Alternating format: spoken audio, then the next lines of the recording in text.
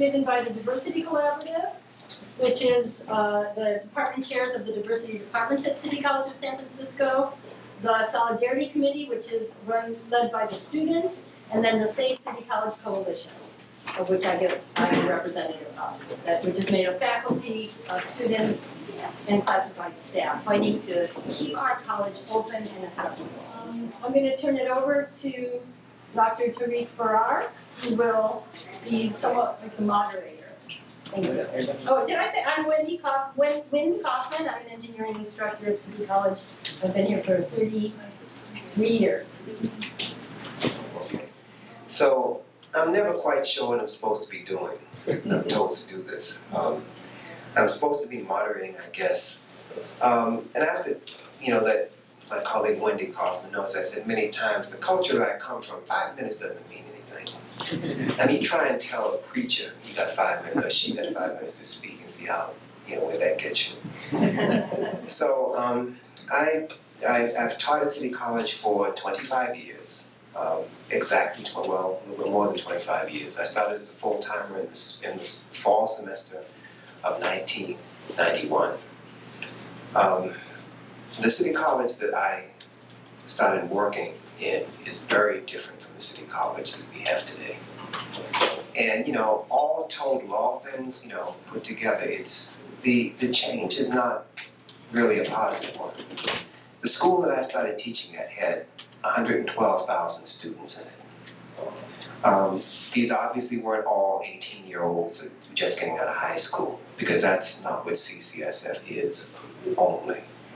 It was people who were coming to take classes, ESL classes, so that they could, have the opportunity to talk to their children's teachers without their children being interpreted, so that they could maybe get a better job. They could move up the ladder where they were working.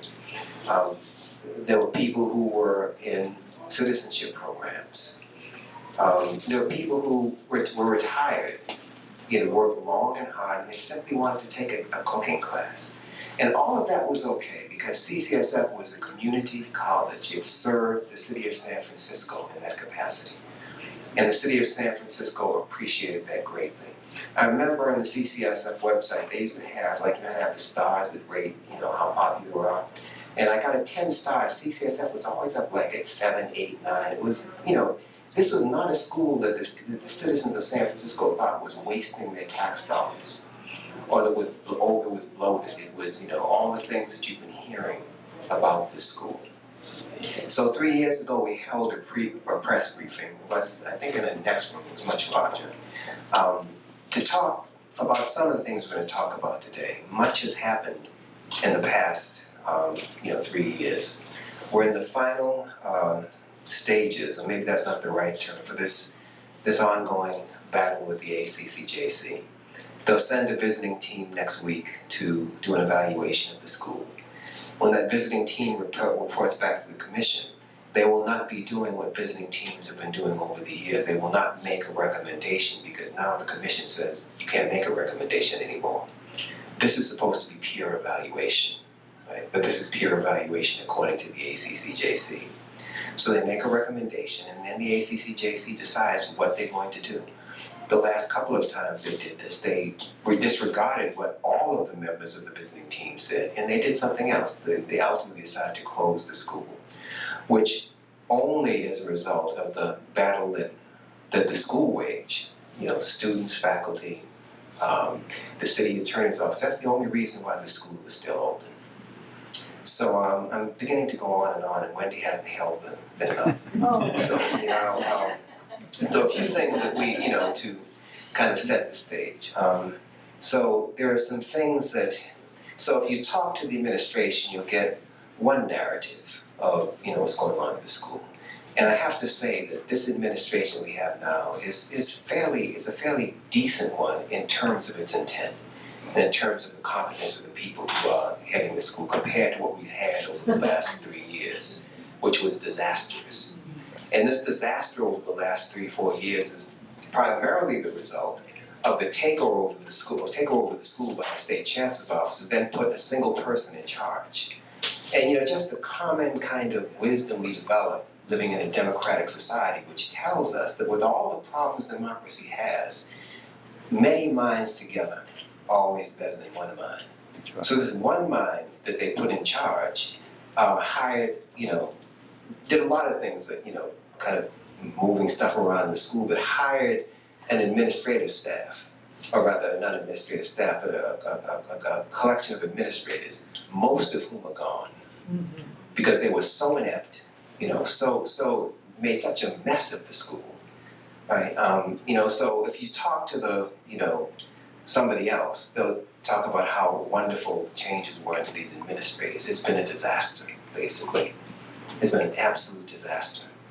So one of the things we're calling for now is, trying to point out, is that the school is still in effect under state control, in the sense that there's still a special trustee who doesn't have the kind of powers that previously the special trustee had, but just the presence of this individual is like a shadow, like somebody standing in the back with a baseball bat, smiling at you. And this kind of relationship, this kind of role came up. What time? How much time? 0. Oh, okay. Anyway, so what we're asking for is an end to the consequences of the takeover of the school, to keep the community in community college, to reverse the destruction that's been done by this 4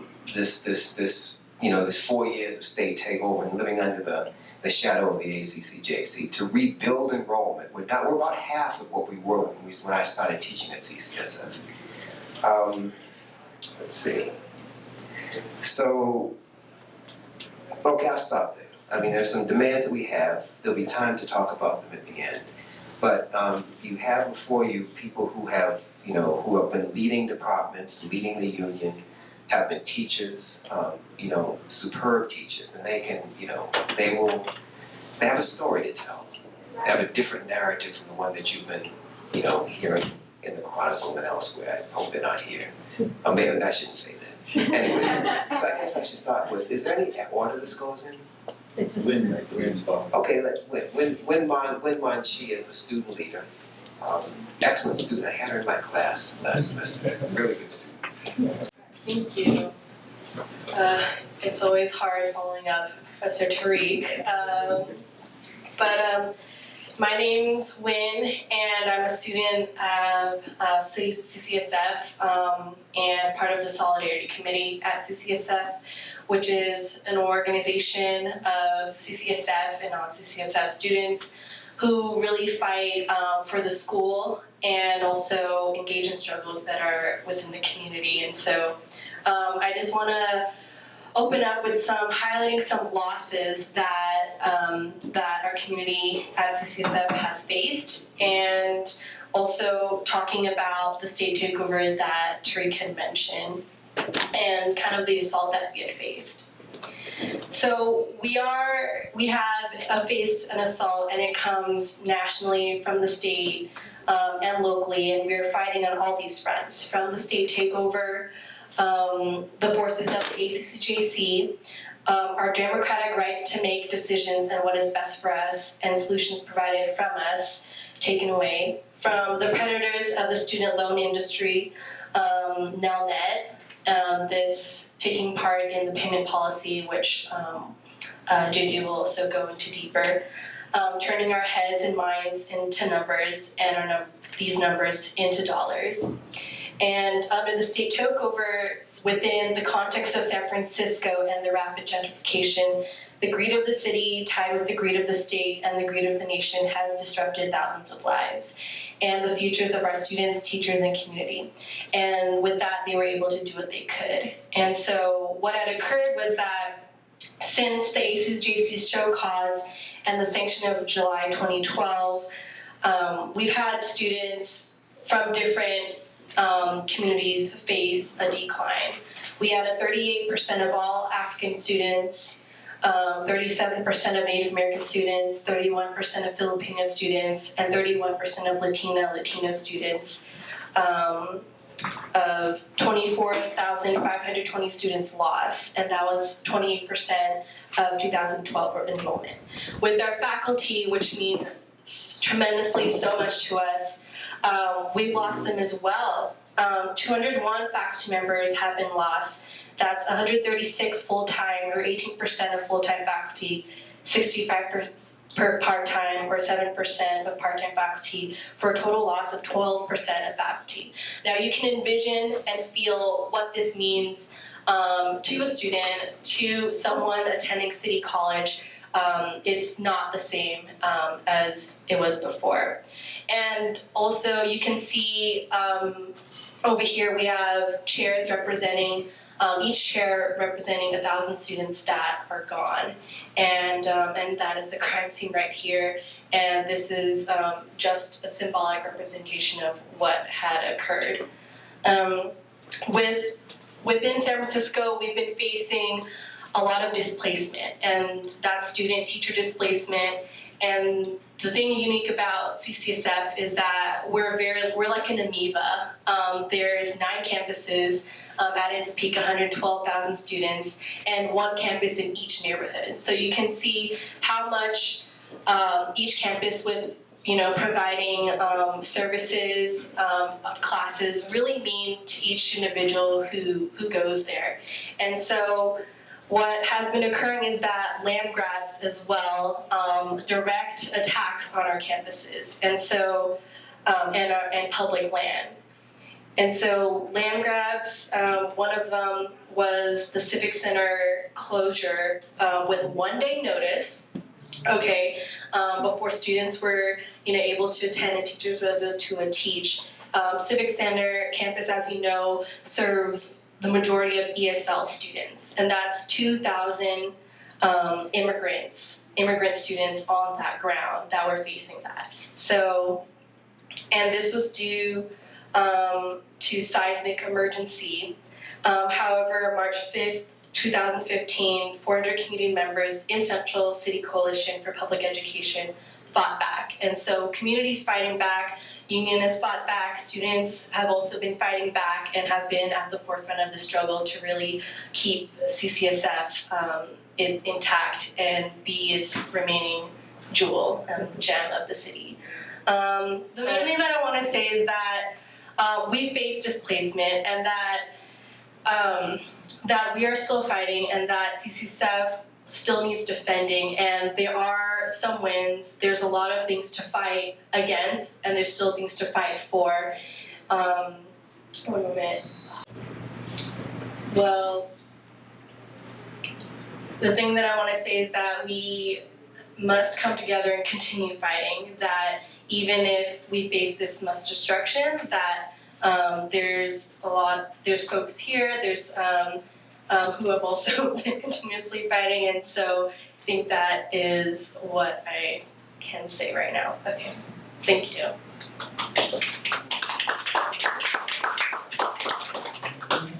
I'm the president of the Faculty Union here at City College of San Francisco, and we have been involved with this struggle with the ACCJC for nearly 4 years now.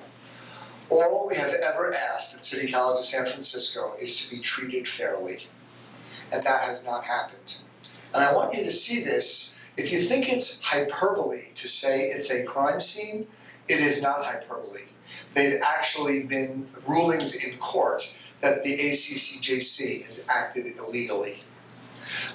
They have still in violation of federal regulations, and their own accreditation and their ability to be an accreditor is being challenged right now at the Department of Education. We have called for the immediate delisting of ACCJC so that they will be gone and they will not have this culture of fear over City College of San Francisco and all the community colleges here in California. It is really outrageous, their behavior. This is not only us who has called for the delisting. Recently, there was a letter from Congresswoman Nancy Pelosi, Congresswoman Jackie Speer, and Congresswoman Anna Eshoo to the Department of Education saying that the ACCJC is not credible and that they need to go and there needs to be a new accreditor.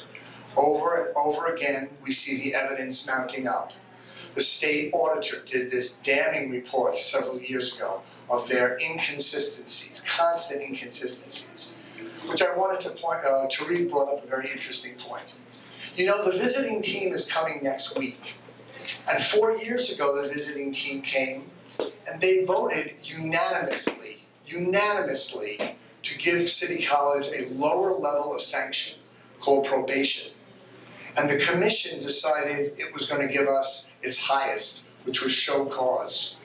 If they had simply listened to the unanimous opinion of the people who came here, none of this would have happened at City College of San Francisco. And that is a crime. And the process of restoration, which they put us under, we're the only college that has this. There is no due process. It is an illegal process. There is no appeal at all to their decision in January. And also, we're held to a higher level of standard than any other college. We need to meet what's called full compliance rather than substantial compliance. Nobody actually quite knows what full compliance means. Nobody really knows. They will decide. And now to know that the commission is saying that they're not going to want a recommendation from the visiting team, they actually gave an explanation of why they didn't want it. And here was their explanation. We want to avoid any perceived inconsistencies.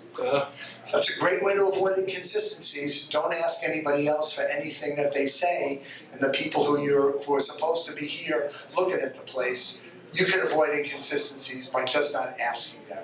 It is outrageous. Their outrageous behavior continues, and they really must go. They really need to leave. They cannot judge our college fairly, and that's all we've ever asked for, to be judged fairly. Thank you.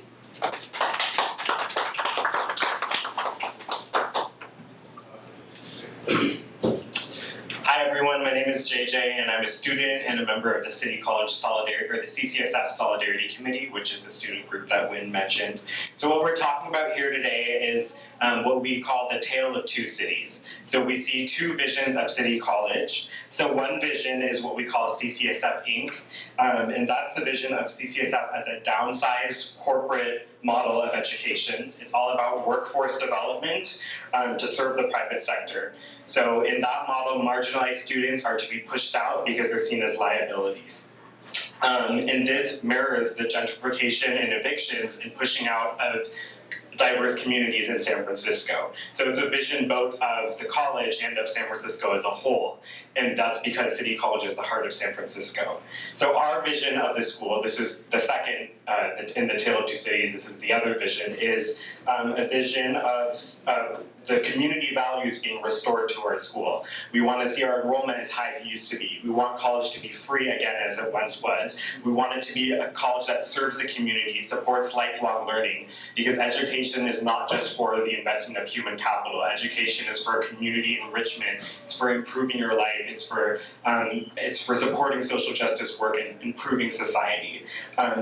So we're trying to bring the community back to City College. That's what we call our City College. So how has City College lost 1/3 of its student body?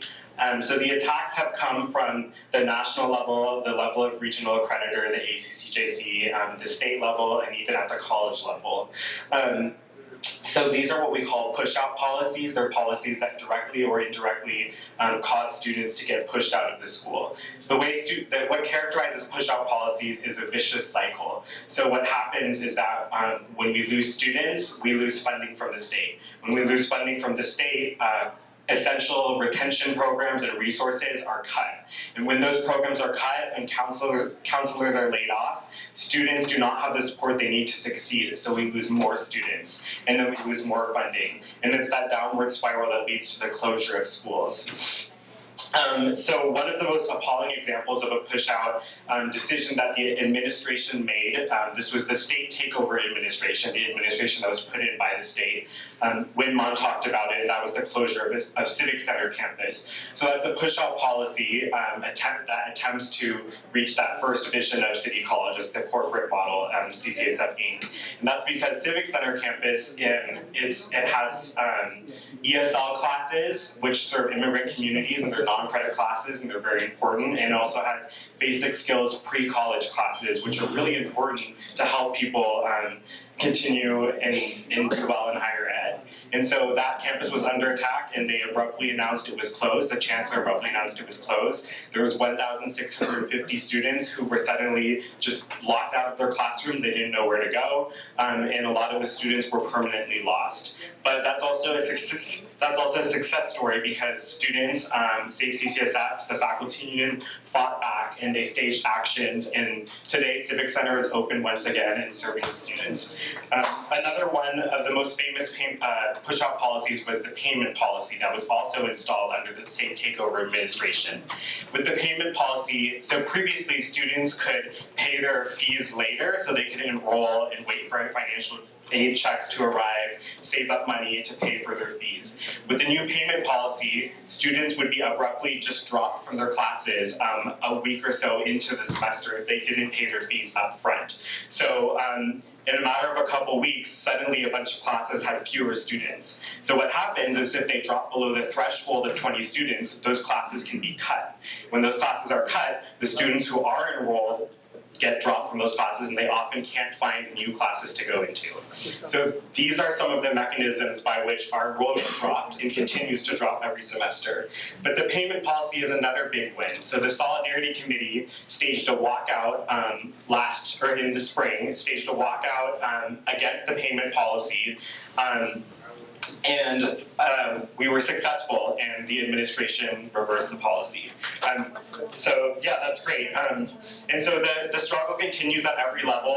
There's new requirements for BOG fee waivers. Students need to maintain a certain GPA, so now students don't have access to financial aid. There's repeatability requirements. Students can't repeat courses anymore without all these restrictions. And so the fight continues here at City College to keep our college open and keep our city diverse. So I guess the thing I want to end on is the attack of City College is the attack on San Francisco, and pushing out students and laying off teachers is the same as gentrification and displacement of our communities in San Francisco. Thank you. Thank you, JJ. Thank you for coming today. And I'm going to take a different spin. I want to talk as a teacher and basically talk from my heart. And most of you know what's taking place in California in terms of demographics. You're probably aware that there are 1.6 million Latinos living in the Bay Area. And you might be aware that 25% of the population of City College is also Latino. On the bad side, I want to let you know that if you read the most recent San Francisco Unified High School report, the highest dropout rate in high schools are Latinos. And if you look at the overall numbers in San Francisco, we also numerically represent the highest incarcerated and the highest unwanted pregnancy. So, you know, when I come to teach, I feel that I have a duty to that community. And what is basically happening, and we talk about a tale of two cities, mine is the same way in terms of my history, because I taught from 1982 to 1995 at USF, and the most recent 14 years have been at City College. And my students were very, very different. You know, normally when I had an incoming freshman at USF, I had some very directed students, and I'm going to say many of them claimed a major right away, and many of them knew what they wanted to do and finished it. And when I talked to an incoming freshman at City College, they are clueless about what they want to do. And now today, in terms of matriculation, we have to declare a major. Students have to declare a major. But I'm going to tell you, many of our students change major multiple times.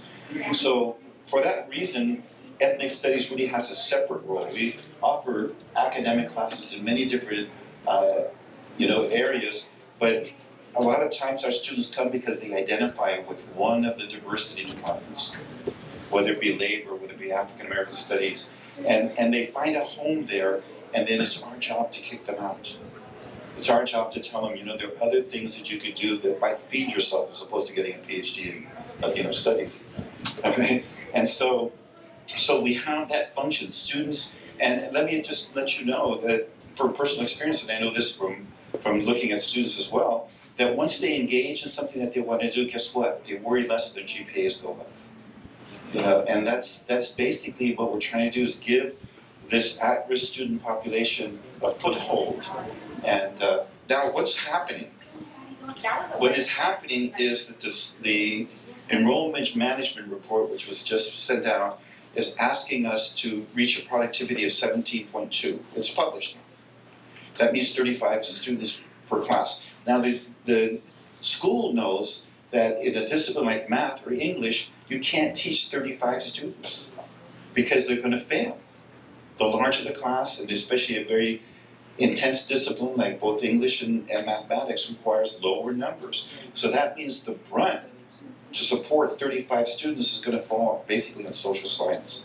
So we're encouraged to get 45 students in our class. All right?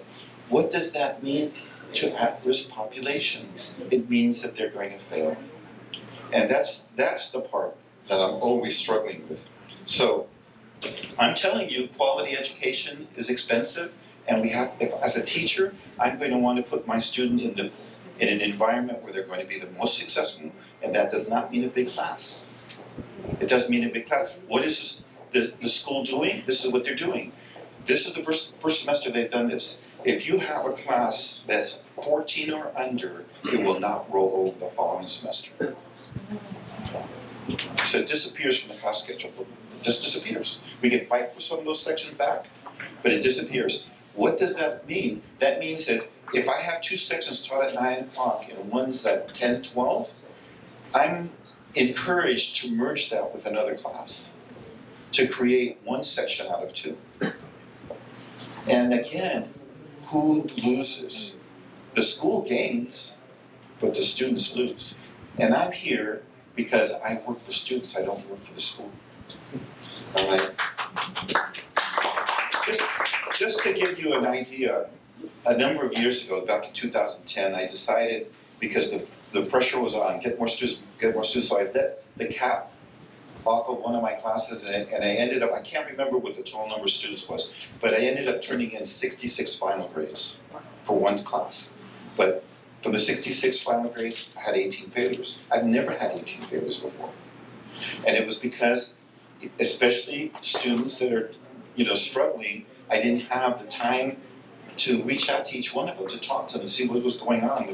Normally when they start showing up, I can give phone calls and things like that. But when the numbers start going and my student numbers are over 200 a semester, I can't do that. But anyway, I'm telling you, we're here for students, and we haven't given up, and we're not going to. Thank you.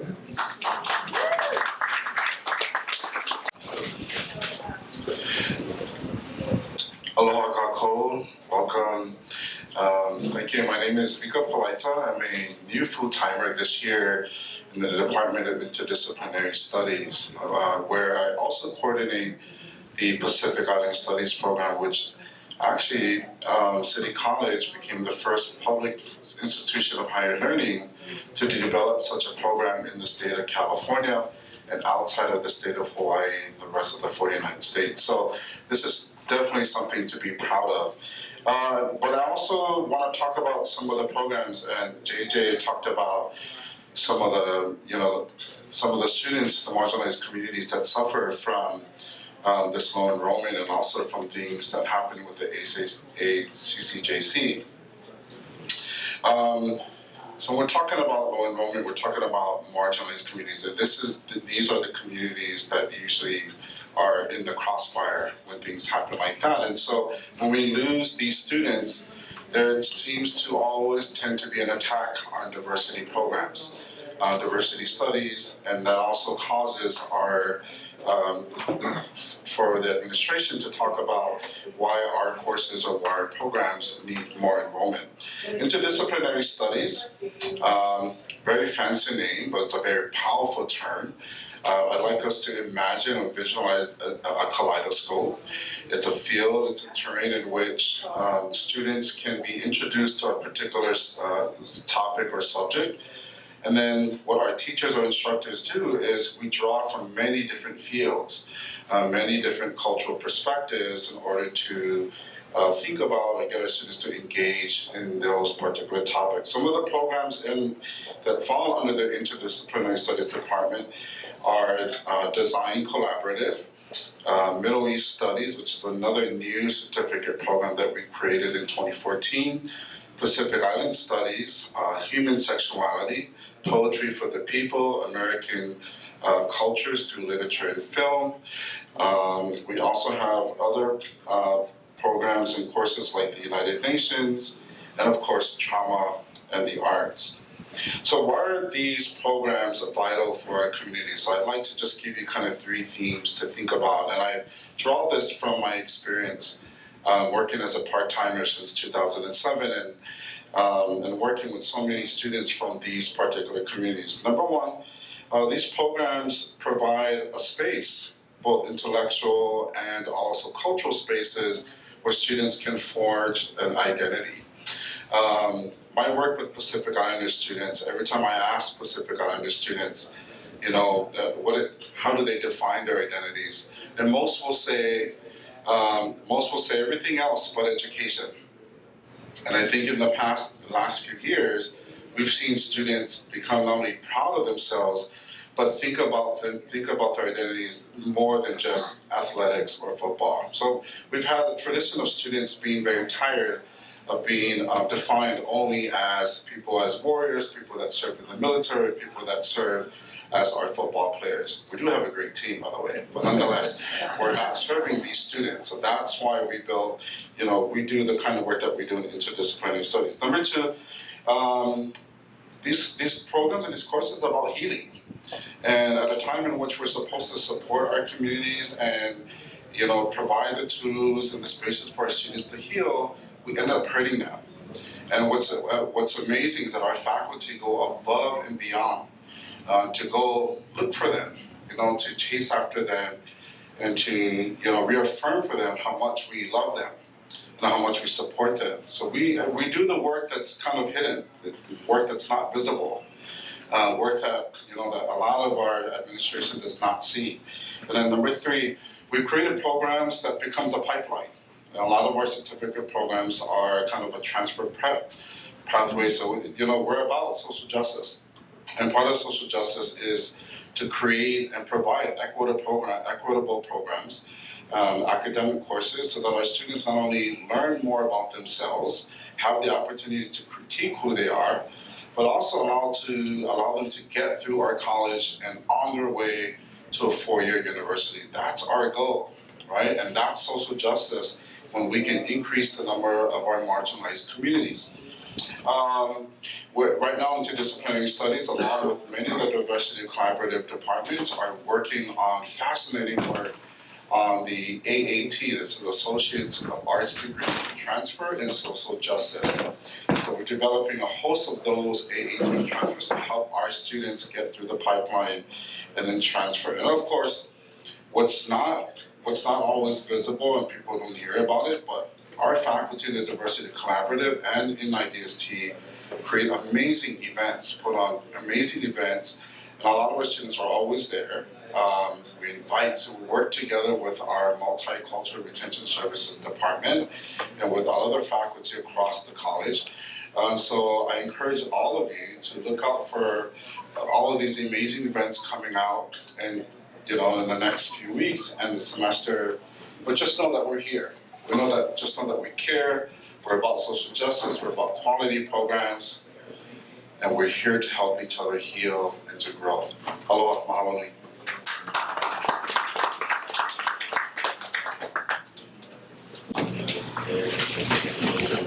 Good afternoon, everybody. My name is Muriel Parento.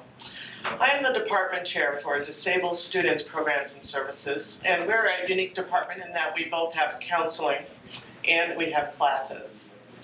I have been working at City College for 23 years, and these last 4 years have been incredibly stressful. And when I'm working with a population that is already dealing with whatever struggles they're having, and when we're talking about disability, you know that in the United States, almost 1 out of 4 people in the United States identifies as having a disability. Last year, we served just about 2,600 students at City College. And the stress that the ACCJC has placed on the entire institution places stress on the students. And clearly, that's not only students with disabilities. So I wanted to go back to sort of the human face of this, because we're dealing with an administration right now that is about measurement and data and productivity and efficiency. And we're not talking about widgets here, we're talking about students. And that's what the pushback has been. Can we go back to, we're a community college, and we're here to provide somewhat of a safety net and a support for folks in the community who need a little bit of help. You know, there's a whole lot more to education than just getting a job. And I don't want to say that getting a job is not a good goal. It is a good goal, but there's a lot of other things. If you are a senior citizen and you want to take an art class, right? If you're a student with a disability and maybe you can't work right now, but you still want to go to school. We're about inclusion. We're about learning so you become a member of a community and feel the value of being part of that community. And right now, what's happening in City College is sort of a sense that some folks are expendable. And I want to say right now, nobody is expendable.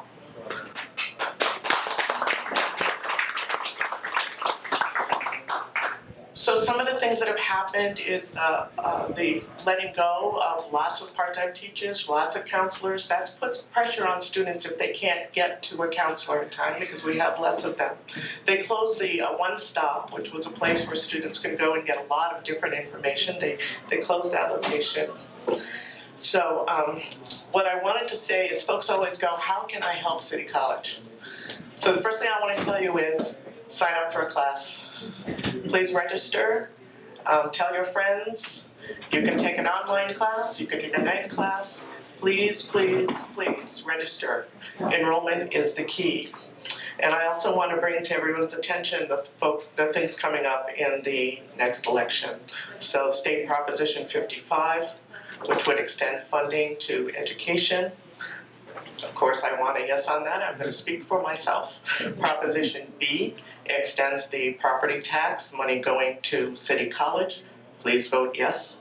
And Prop W allows for a free City College. It is a 0.25% increase on a transfer of a $5 million property, which I'm guessing doesn't include too many people in this room, but that should generate enough money to have City College be free for folks.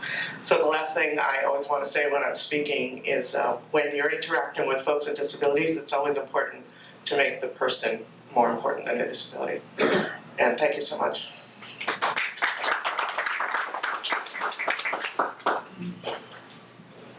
Hi, everybody. My name is Susan Lopez. I'll address the impacts on non-credit students. Now, the presumption of innocence is a fine thing.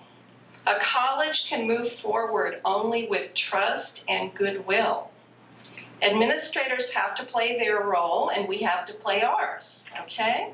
But at some point, one concludes, it's not my imagination. Building trust takes more transparency than we have seen.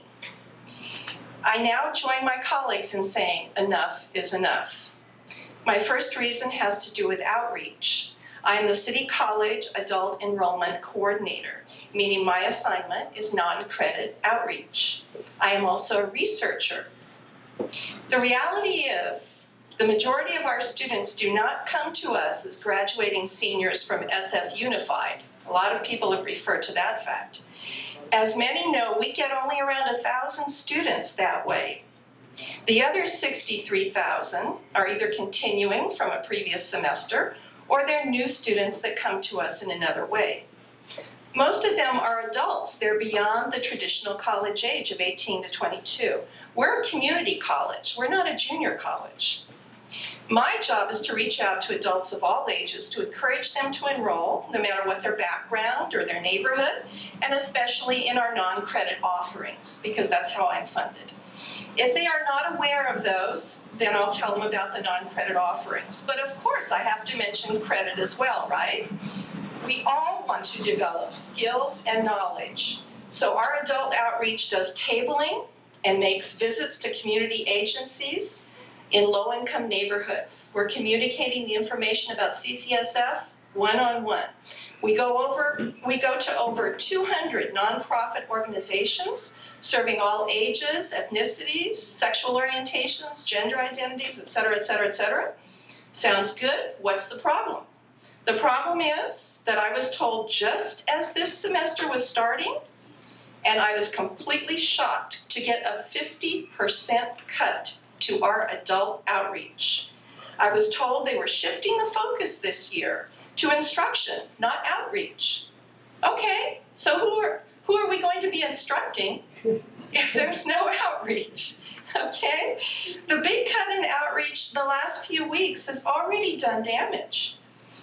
And we've lost in credit where we can already say, you know, how many students we're pretty much going to have for this semester. We've lost 7.5% of full-time equivalent credit students, okay, this fall compared to last fall. Now I know we don't have the full numbers yet for non-credit, but I know that we haven't had the staff or resources to make outreach visits. Enrollment management so far, from what I can see, is all about cuts and it's all about falling short. Last semester, in contrast to this semester, last semester faculty and students were out there getting new students to enroll. And in spring, we achieved a huge bump in new non-credit students, up 27%. But administration does not do anything to keep them on board. Most college revenues are generated by continuing students. Sometimes the public looks at the data and asks me, well, why aren't they continuing? Well, that's kind of normal in non-credit because they're open entry, open exit, meaning they can drop at any time when they have met their goal, or maybe they get overtime at work, something like that. But also administrative actions in the past or present that result in fewer new students will always cause declines in continuing students in subsequent years. So what they should really do is fund outreach fully today, and turn this around. They should also do a lot more to turn new students into continuing, but they don't use those strategies. If a student signs up for a non-credit class and doesn't show or drops out, at most campuses, they don't even get a phone call. They don't get an email about that. The college doesn't collect their personal email accounts to be able to contact them. Proactive colleges do that. We don't care if they drop out. Now, of course we do, but how do they know that? Non-credit has really suffered from adverse administrative action. In just 5 years, in non-credit, we've lost over 13,000 non-credit students, mostly people of color, about 1,000 African Americans, 3,000 Latinos, 4,000 Asians, and so on. The actual numbers are believed to be even higher than that. In the last year, that downtrend has continued. In the last year, we've had over 600 fewer Asians attending non-credit. And of course, there was a sudden closure of the mostly non-credit Civic Center campus, which you already heard about. The latest thing has been the cutting of 31 non-credit class sections over the last year that had addressed the needs of low-income elderly people. Elder Asian and African American students were the most affected. Latinos also. They had been taking nutrition and exercise or Tai Chi classes at senior centers. The goal was healthful aging.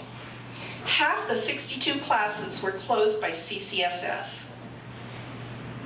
So African Americans, we've lost, of course, in San Francisco, everyone knows that, due to housing costs.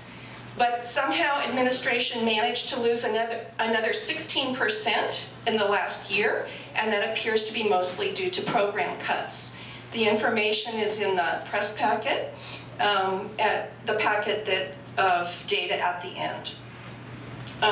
This policy shift towards education strictly for work purposes is basically what's going on at the state with the student just an economic unit.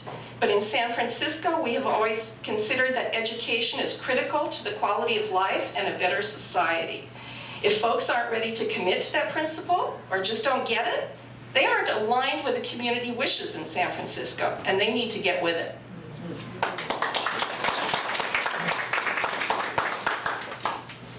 Hi, I'm Bill Shields. I'm the chair of the Labor and Community Studies Department at City College, and we are part of the Diversity Collaborative. As one who teaches organizing, I can tell you we're at the end of a 4-year campaign to save the college, which we've done, save the Diversity Collaborative, save our different departments. We've gotten a good contract for the classified workers and the teachers, and now we're pivoting, as you see today, in the fight against this push out, downsize agenda, and for our progressive electoral agendas, and to get the ACCJC off our backs. Our department does 5 things. We train students in the transfer departments on their way to hopefully careers in labor and in working for social justice organizations and community groups. We teach basic workers' rights to our vocational students. We also used to have $10,000 chump change in the budget to do on-demand trainings for unions and community groups, particularly those who serve recent immigrant workers, workers of color. Recently they eliminated that $10,000. Like my colleagues, I used to have to teach fewer classes. Now I have to teach more. That takes work away from part-time teachers. It makes it hard to do the outreach that we need to do. We're happily part of this new social justice transfer degree world. And we also have conferences and events, and we also have special classes in workers' art and culture. So I think what I want to say to you is that hurting teacher working conditions as a labor person, I can tell you, hurts student learning conditions. When we, as the administration wants, have 50, 60, 70 students, the most in-need students drop away, drop out. It's hard for us to work well with them and for them. And our hurt as workers, educational workers, is their hurt as educational learners, right? They're joined at the hip. To illustrate this, I wanted to introduce a couple of students who are from our program. We have a workers' oral history theater project. We just did a version of it with the Janitors Union. They were on stage 1 week, on the streets the next week, got a good contract the next week.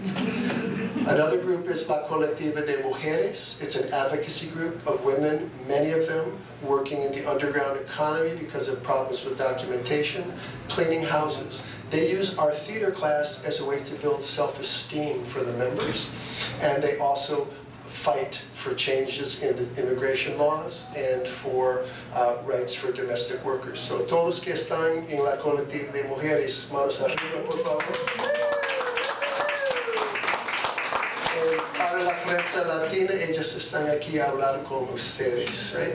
But to represent them, in particular, Raquel Botello, who's one of the leaders of La Colectiva de Mujeres, is going to say a word about her class, a community-based, non-credit class. Buenas tardes, Well, good afternoon. mi nombre es Raquel Botello, soy de la colectiva de mujeres. So I'm with the Women's Collective. Este colegio ha visto pasar a miles y miles de jóvenes, de personas mayores y muy mayores, con la esperanza de aprender, de superarse día a día, y así los hemos visto, en mejores trabajos, con mejores salarios. So I'm not going to do word by word, but she's saying this college has helped thousands of students, young students, older students, much older students, open new vistas, moving forward with their lives, including for jobs. Yo, lo que me ha ayudado a desarrollarme en el trabajo de personas mayores es lo que he aprendido aquí en esta escuela, en este colegio. So this also has helped me working with older folks, being an older person. Porque me ha tocado trabajar con personas que solamente hablan inglés. So I work with people who only speak English. So Nosotros, las mujeres de la colectiva, we women of the collective, somos mujeres trabajadoras que venimos después de trabajar corriendo a alcanzar a tomar una clase de inglés so after work we run over here to take English classes. para la superación. No Right. importa los años que tengamos. It doesn't matter how old or how young we are. Tenemos 4 años en clases de teatro We have 4 years with this theater project con el maestro Bill, with Teacher Bill. que es un gran hombre que se ha dedicado por muchos años a la educación. So she's thanking me for my work and my dedication to them. A la educación, superación de toda la comunidad. And, you know, a community-oriented project. Y gracias a las clases de teatro, las mujeres hemos podido superarnos, agarrar este empoderamiento, poder hablar, así como yo, que estoy hablando aquí, aunque estoy hablando, pero So thanks to these theater classes, we have enhanced our power.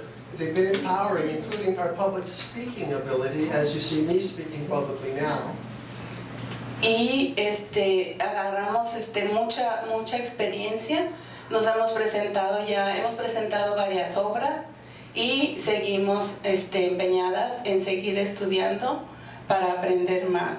So we have had the experience of presenting our work. These are life stories, their life stories, on stage to various groups at various times, and we're continuing with this course of study. Por eso pedimos a la administración So we're asking the administration y al Concilio de Derechos, and the Board of de Trustees, líderes, the Board of Trustees, que por favor nos ayuden y sigan con estas clases que son maravillosas y que ayudan a tantas personas en la comunidad y nos dan esperanza de una vida mejor. Gracias. So we're asking the administration and the Board of Trustees to continue supporting this class and classes like it because it gives us so much hope that we can obtain a better life. Okay, briefly, another student, Michael Donaldson. Michael is a longtime member of the Service Employees Union Local 10-1, a union activist, and now, a little bit later on, returning to a love for labor history. We're happy to have him in our program. Michael, a word. I actually worked for the Peralta Community College District over in the Oakland area. And when I heard of the problems that CCSF was having, I decided to take classes here and of course in the Labor and Community Studies program. But I also worked with many of the people on the ACCJC, and so I actually know them personally, and I'm shocked at what has been done. And so I'm here to support everyone and all of you here. Okay, so my name is Salvador Ortiz. I would like to tell you something about me as an immigrant who came like 16 years ago, and my experience here at City College, and what City College has meant to me all these years, and the reasons why I also was a part of the Associated Students, which is the student government here at City College, San Francisco. And so in 2000, I came to San Francisco from Mexico. I was working all day. I worked 8 hours a day, and then like about 7 p.m. I came to City College to study ESL. So I started from ESL 1. I went through all the ESL classes, and then I heard about the Transitional Studies program here at Mission Campus. So I decided to get enrolled in that program, which the reason for that program is that students who have taken high school classes, level high school classes at any college, and get a diploma, either the high school diploma or GED, they become AP 540 students. So I decided to do it, to go for it. So I took 3 years of classes here at Mission Campus on the Transitional Studies Department. I graduated here. I got my high school diploma from City College, and then I became an AP 540 student. I applied also for the EOPS program, and also the classes have been paid by the school with the fee waiver. I couldn't apply for financial aid because of my age. They said that I was too old for that. So that's, being here at City College, getting my high school diploma is great, and also having the opportunity to keep on studying, and then with the hopes of transferring to a 4-year university and graduating one day and political science, and also having the chance to meet all these wonderful professors and all the students who, some of them are here right now, who have taken classes with me or have participated in associated students. So, Edgar Torres, wonderful, and thank you for inviting me, Will. Susan, thank you too. When I see that heart over there that says we are City College, that's kind of, that's how I feel. I feel that I am City College. So I'm just going to take a little second. So that's why I decided to get involved in the Associated Students. When I saw that accreditation was trying to close the school, I said, hey, I need to do something. So I became the secretary of the Associated Students here at Mission Campus, and then I continued and then became the vice president, and then this year was my last year as president of the Associated Students here. I've been fighting for our classes, especially the non-credit classes.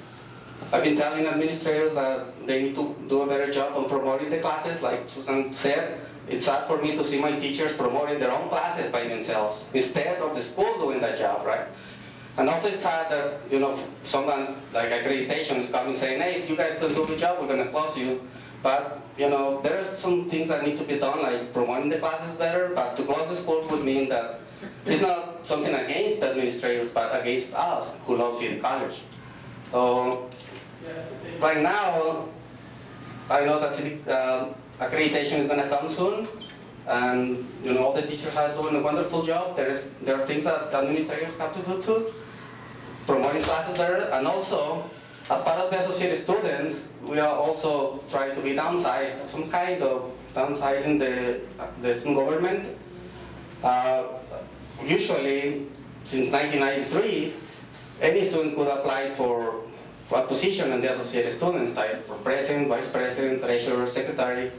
But now, all of a sudden, the administration decided that only credit students can apply for the positions. So it's kind of, not giving voice to those students who are taking non-credit classes.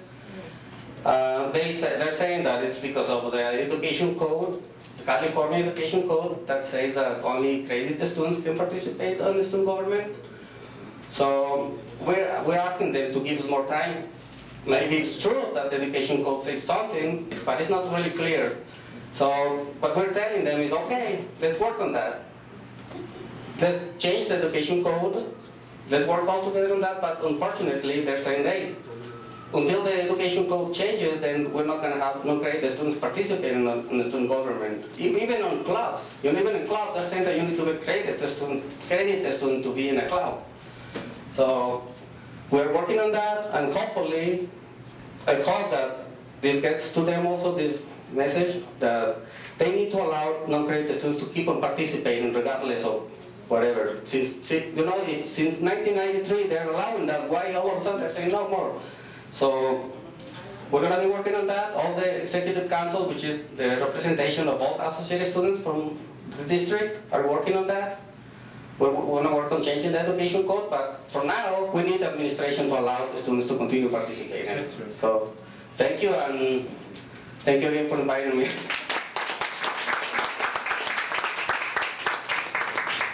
Folks, to underscore, that's a massive hit on our community campuses. Chinatown, Bayview, here at the Mission campus. It's a huge disenfranchisement of some of our most active students. So also, I forgot to tell you that Civic Center right now don't have any representation because they only have non-credit classes. So basically, Civic Center is not going to have any student. And downtown also. Chinese hospital. Chinatown. Chinatown. That's the model, right? That's the model that they're offering. And it fits into this notion of a business model where people are numbers. And if they're the wrong numbers, they don't count. So it's very, it's a classic example of this. So I got handed something that said I'm supposed to do closing remarks. But what needs to happen is questions and discussion. So if people who are here from the media, if you have questions for any of the speakers, please ask. The microphone here, if you want to speak up. had a couple of questions. It's not necessarily addressed to anyone, so whoever wants to answer that. The first question is very basic. If the visiting ACCJC team is not supposed to give a recommendation, then what is the purpose of the visit? If you could just explain that. And the second question is, I've heard a lot about the desire to go back to the model that existed prior to the show cause report, and I'm just wondering if there are any lessons from what happened with ACCJC, and whether or not the school and the college and the administration and all of you sitting here, what are the lessons? Is the idea to go back to what came before, or do you want to evolve? Do you want to take some of what was learned here and move forward? Well, I'll try to answer the first question, and then other folks can comment on some of the others. I'm sorry, the first question again had to do with why did they ask them? That is such a great question. Why do they even bother to come if they're not going to be able to make recommendations? I assume they're going to write some sort of report, but at the end, they will not make this team will not make a recommendation about the accreditation status, and this is now a new rule that they've made. And actually, in their documents, that the reason that they have said that they are not asking the team is because there have been, quote, perceived inconsistencies in the past. That's right. There was a court case that showed that the team unanimously said probation, and then the commission went ahead and asked for show cause. So basically, the process seems, I mean, it's a pretty outrageous change, right? I mean, they've been doing it all this other way for years, and it's my understanding, it's not just, I want to make this clear, it's not just for City College that they're not asking. Our understanding is that they're not asking at all anymore when they go ahead and bring teams to any school that they're accrediting. And so this is a question that really should be directed at ACCJC. I think we also, I'm just going to say something about lessons and then other folks can talk about it as well. The model we're talking about is under attack here at the school. We want to maintain that model of having a community college for everyone. There is this and Roger's going to be very happy that I'm saying this, there was a master plan at California that says that if you can benefit from an education at a community college, we want you here. We don't want to put a whole bunch of barriers to your education because we have a model that says that, you know, non-credit students really aren't, quote, learning very much because they're, quote, not continuing. Well, that's not real. That's not real. And we provide services for, what percentage of our students are non-credits? Around 40%. About 40%. And so this is what we do for the community. This is our job. This is our function. And we've done it well, and we want to continue to do it. And they come in with some kind of, you know, crazed notion about how it could be this way or be that way. And we want to provide education to everyone. High school students who want to come here, immigrants who want to come here, older people who want to come here. Everybody can benefit from education, and we all can benefit by having all of us educated. You know, your education benefits me. It's not just me like a personal thing, it benefits all the community. I hear myself rambling and it's time to give it. So I'm gonna jump in because I can't help myself, but I need to answer your question about what is this visiting team there for? My name is Wind Kaufman. I'm an engineering instructor and part of the Safe City College Coalition. Well, in my opinion, it is to carry out the sham that the ACCJC is a legitimate peer review accreditation process. That's the purpose of the team. It's not to actually be a legitimate peer evaluation process. It's just to give the facade of it. So that's my answer. The other question, I would like to open it up to see if anybody else wants to answer it, about what lessons have we learned from this? And I guess what do we want to return to, or do we want to go back to the old ways? You know, I can't help myself. I'm just going to insert myself a little bit here too, which is, you know, nobody's saying that there wasn't problems at City College. There certainly were problems, but The biggest problem is that what they came in to do was not address the actual problems that we had. What they did was they made things worse. And the things that we value so much, which is keeping it open, accessible to anybody that needs it, is not their vision.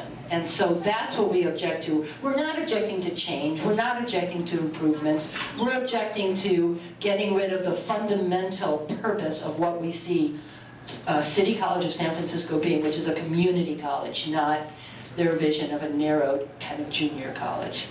Anybody else want to add to that? A couple of points. When the takeover took place, and all of us here will factly remember, they brought us all together and put us in the big basketball court in the auditorium, and they brought people in to fix us. What we were told explicitly is the model we should be following is the business model. Now, people remember that. They were quite explicit. They said the business model. And the business model has to do with productivity. You know, the value of a class is judged by how many students fill into it, not what's being offered by it. And what was so fascinating about this to me is that this one speaker in particular started talking about how evil the for-profits were, right? You know, that they were really, they were looking to get us. They were like wolves. And then he told us that we have to do what they were doing, right? You know, they're evil, but we should follow them. And the for-profits that he was talking about were colleges like Heald, like ITT. That's the model. And these places were so corrupt that the government closed them down. When the government closes somebody down, you know they have to be corrupt. One more point about Heald. ACCJC accredited Heald.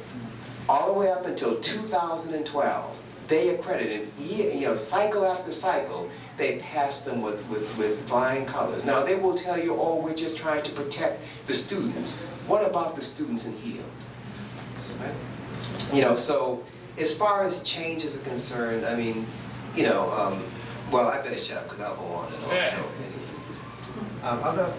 So, Teresa wanted to respond. Good afternoon. My name is Teresa Melicana. I'm a student and I'm a PGC member. So, how you can help us to have the time like from the back? Like I was the president of Student Council in 2006. So before, no matter what, if you are accredited or non-accredited, you can be able to participate on the Student Council. Now they're gonna change this. They changed this. How you guys gonna help us? Community college, in the historic black community in LA, they've been punishing 30% or more of the colleges they visit. This is unprecedented, and they're on their way out. We've all of us been able to convince the state educational establishment that they have to be replaced. The question is, are they going quietly or are they going to kick us on their way out the door? Right? Okay, does anybody else have more questions? Any of the press? Hi. Forgive my ignorance on the background of this, but are you calling for a certain body to take over this accreditation role? Can you talk more about that? Well, that's actually the job of the State Chancellor's Office, and they actually have set up 2 task force because as a result of a report that they issued last year, which said that the ACCJC does not meet the accreditation needs of California community colleges and they have to go. They set up 2 task force. One was to look into getting a new accreditor, and then the other was to work with the ACCJC in the meantime to at least get them more manageable, I guess. So I know that those task forces are going forward. I don't, is Tim still here? No, he had to leave. I know that WASC Senior is a possibility. I know that if the ACCJC loses their deauthorization, which we hope they will, actually, which we hope they will, that we will have 1.5 years to get a new accreditor, 18 months. That's all I know. But before I go on, something very significant happened this morning. The NASICI, the National Advisory Committee for Institutional Quality and Integrity, which is a committee of the U.S. federal Department of Education, which basically gives authority to regional accreditors. The ACCJC is due up for their compliance report this December. They meet every 6 months for the past, I don't even know how many years, every June or July and every December. They usually announce the meeting in August and a public comment period opens. I have been checking their website since August, and they finally put it up that the dates are going to be December 8th and 9th, but they haven't opened the public comment yet. I went there this morning. This morning, the meeting's been postponed to time uncertain. This is very significant, and I know that it has to do with the ACCJC, but I don't know exactly what's happening, so I'm sorry, I was going to give it to somebody. Did you? The Western Association of Schools and Colleges is one possibility, but that needs to be explored. And we're worried that the ACCJC is furiously lobbying to improve their image so they might be allowed to stay at the point when they are finally going to be pushed out. So that's one of the reasons we're meeting today, because we're not only fighting the downsizing agenda and the push-out agenda as the students experience it, we're fighting to get our full 6-year accreditation and to finish getting rid of the ACCJC, because they have been doing this to community colleges all up and down the state, including going to colleges and say, oh, you don't have a union at your college, that's good, but that's not good enough. You have to do all these other things as well. So it's a union-busting agenda too. I actually have lots of questions, but I wonder if one of you could talk a little bit more about the Free City College proposal and how important that is to the project of trying to restore and rebuild the school. Okay, well, with Free City College, that's one of the things that we're fighting for, and one huge thing that's next. And it's Prop W, so Free City would mean free tuition for students, for residents of San Francisco and workers, or part-time workers. And so this means, this is looking towards like a greater vision to fulfill the vision that the students and the community want, which is an open, a free, accessible, enriching, and diverse CCSF. And this fits into that vision of where we want to grow and we want to thrive. And CCSF Solidarity Committee is very involved in that and trying to make that happen, make that a reality. Yeah. So I think this should wrap it up, unless anybody has any more burning questions, but we'll have this one leave the last. I'm just curious who you see very quickly as the school's key ally in this fight. When you look out at the city or government, or who is the school's key ally in your push to keep the school what it is? I think the school's key ally is the community in San Francisco. I think that San Francisco residents love City College.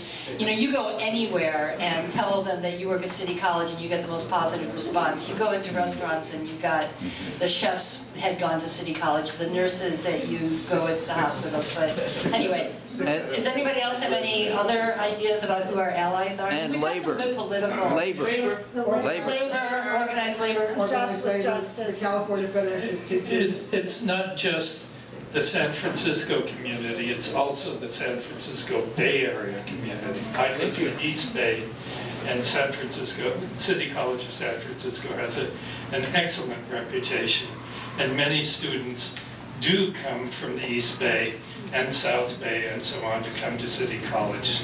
So it's the Bay Area wide. We've also had some politicians that have been allies. Jackie Spear has been very supportive. David Campos, Eric Marr, John Ambelos, Anna Shu, Katie Tang, right? Jane Kim. Yeah. Eric Marr. Yeah, I said Eric Marr. So whose college? Our college. That's right. Let's do that 3 times. Whose college? Our college. Whose college? Our college. Whose college? Our college. If you guys want to stay and talk to any individuals, please feel feel welcome to do that. Thank you for coming.